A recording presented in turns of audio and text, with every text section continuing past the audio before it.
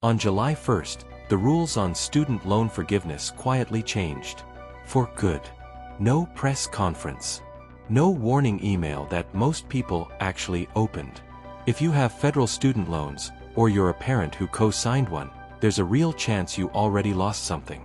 And you don't know it yet. This isn't a video about someday. This is about a clock that already started. A few weeks ago, we talked about whether taking on a student loan even makes sense, the 20-something decision that shapes your 40-something life. That was about the choice before you borrow. This one is different. This is about what happens to the loan you already have. Because for millions of people, that loan just got a lot harder to escape. And this isn't a small, isolated policy tweak buried in some agency memo somewhere. This touches nearly every federal borrower in the country. Whether you took out your first loan last year, or you've been paying one off since before some of the people watching this were even born. Two groups got hit the hardest. The first, parents who took out loans for their kids and didn't consolidate them before a deadline at the end of June. Not because they were careless. Because almost nobody told them that date mattered at all. If that's you, keep watching. There's a decision you may not know you already missed. The second, roughly 7 million people on a repayment plan called SAVE, which no longer legally exists. 7 million. That's not a rounding error in a policy report. That's roughly the population of a mid-sized country, all sitting on a plan that's already been struck down in court. If you're one of them, a letter is either already on its way to you, or it's coming soon. And it comes with a countdown attached. Here's what makes this different from every other financial trap we've covered on this channel. This one didn't creep up slowly. It landed on a specific date, all at once, for millions of people simultaneously, and most of them are still going about their week with no idea it happened. Let's break down exactly what changed, why it was built this way, and, more importantly, what you can still do about it. Here's the system, in plain language. For things changed, and each one matters on its own. But together, they add up to a very different set of rules than the ones most borrowers grew up believing were permanent. First, new loans just got boxed in. If you borrow a federal student loan from this point forward, you no longer get to choose from a menu of 5 or 6 repayment plans like borrowers used to. 4 years, new borrowers could pick between plans with different names, different formulas, different trade-offs. There was real room to shop for the one that actually fit their income and their goals. That menu is gone now for anyone taking out a new loan. You get 2 options. One is called the Repayment Assistance Plan. Payments are based on a percentage of your income, typically somewhere between 1 and 10%, depending on how much you earn. Even if your income is low enough that the math would work out to nothing, there's still a minimum payment of $10 a month. Nobody pays zero anymore, no matter what. The other option is a new fixed payment plan called the Tiered Standard Plan. Instead of one repayment length for everyone, it uses tiers, 10, 15, 20, or 25 years, based on how much you actually owe. Borrow more, and you get more time to pay it off, but you're still on a fixed schedule with no forgiveness built in at the end. That's the entire menu now. 2 choices, where there used to be closer to 6. Second, forgiveness got slower for almost everyone. The new plan forgives your remaining balance after 30 years of payments. 30. Think about what that actually means in a human life. Someone who borrows at 22 and stays on this plan the whole time wouldn't see forgiveness until they're in their 50s. The plans it's replacing forgave balances after 20 to 25 years, already a long timeline, but 5 to 10 years shorter than this. And here's the part that matters even more. Only on-time payments count toward that 30-year clock. Missed payments, even because of a rough year, a job loss, a medical emergency, and the countdown doesn't just pause. For practical purposes, it can push your forgiveness date even further out of reach. Third, the plan millions of people were relying on is gone. It's called SAVE. It was one of the most affordable repayment plans that's ever existed for federal borrowers. Genuinely one of the better deals the government has offered in this space. It was challenged in court, and it was eventually struck down and eliminated. If you were one of the roughly 7 million people on it, you're now getting a notice with 90 days on the clock to pick something new. 90 days sounds like a lot, until you realize most people don't open a letter from a loan servicer the same day it arrives. Ignore that notice, and you don't get to keep your old plan by default. You get auto-enrolled into whichever plan carries the highest monthly payment, with no path to forgiveness at all. Not a pause. Not a downgrade. The plan with the least flexibility applied automatically, because no action was taken in time. Fourth, and this is the sharpest edge of all, the Parent Plus trapdoor. If you're a parent who took out a loan for your child's education, there was a window to consolidate that loan before the end of June. If you didn't take it, you are now locked out of every income-driven repayment plan, and out of public service loan forgiveness too. Not temporarily. Not until you reapply next year. That door was open for years. It was one of the standard options available to any Parent Plus borrower, and it closed on a date almost nobody was told to circle on a calendar.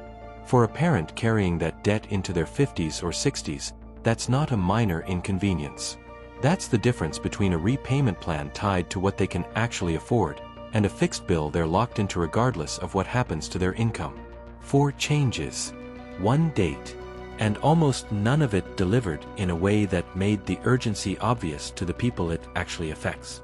Here's the part that actually matters. More than any single rule. None of this was hidden. It was published. It was legal. It was announced through the proper channels. But it was written and delivered in a way that all but guarantees most people won't act on it until it's already too late. Bureaucratic language, buried deadlines, letters that read like every other piece of mail you've trained yourself to ignore, the kind that sits on a kitchen counter for 2 weeks before anyone opens it. We've talked before about invisible debt. This is the mirror image of that, and it's just as dangerous. Invisible debt is money you don't feel yourself spending until the bill arrives. One small purchase at a time. This is the mirror image of that. This is an invisible deadline. Nobody felt July 1st arrive. No alarm went off. No push notification interrupted anyone's day. But for a lot of people, a door quietly closed on that exact date, and they won't feel the actual consequence of it until years from now, when they go to apply for forgiveness, or refinance a home, or simply add up what they still owe, and realize the math changed a long time ago without them noticing. And here's what needs to be said clearly. The people this hits hardest didn't do anything reckless. They went to school. They took the loan that was offered to them, the same way millions of people before them did. Many of them have been making payments on time. 4 years, doing exactly what they were told responsible borrowers do. The ground moved under them without their consent, through no fault of their own, and most of them have no idea it happened yet. So here's what you do with this, starting today. 5 steps. None of them need a financial advisor. Just 10 minutes and the right questions. 1. Find out whether your loans are legacy loans, meaning disbursed before July 1st, or new loans taken out after that date. This one detail decides almost everything else about your options. Legacy borrowers still have more flexibility, as long as they don't take out new loans or consolidate existing ones without understanding what that resets. 2. If you're on the save plan, do not wait for the notice to land in your inbox. Log into your federal student aid account today. Compare your options using the official repayment calculator. Acting early means you choose your next plan on your own terms. Waiting means the system chooses it for you, and it won't choose the option that's best for you. 3. If you're a parent who missed the consolidation deadline in June, understand exactly where that leaves you. Fixed repayment plans only. For now, talk to your loan servicer about what consolidating today would and wouldn't fix before you assume there's nothing left to do. Sometimes there's still a path forward, just not the one you had before. 4. If you're about to borrow for the first time, go in with your eyes open. You're choosing between 2 plans, not 6. Know which one actually fits your income and your timeline before you sign anything, not after. 5. Use the free official tools that exist for exactly this. The Federal Student Aid Repayment Calculator, Borrower Assistance Guides from nonprofit consumer law organizations. Not a headline, not a guess. Your actual numbers run through the actual tool, giving you an actual answer.